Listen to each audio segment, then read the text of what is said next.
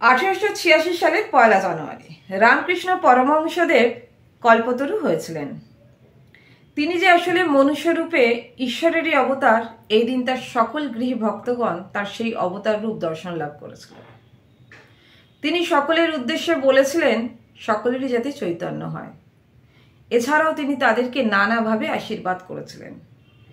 সেদিন সেখানে উপস্থিত প্রত্যেকেই বলেছেন এক আধ্যাত্মিক অনুভব তারা সেদিন উপলব্ধি করেছিলেন। কিন্তু এই কল্পতরু আসলে কি? পুরাণ মতে জানা যায় কল্পতরু হচ্ছে একটা বিশেষ বৃক্ষ। সমুদ্র মন্থনের সময় এই বৃক্ষ উত্তোলন হয়েছিল সমুদ্র থেকে। কথিত আছে কোনো ব্যক্তি যদি এই বৃক্ষের নিচে গিয়ে তার মনের বাসনা বা কামনা প্রকাশ করে তাহলে তা সত্যি রূপ ধারণ করে।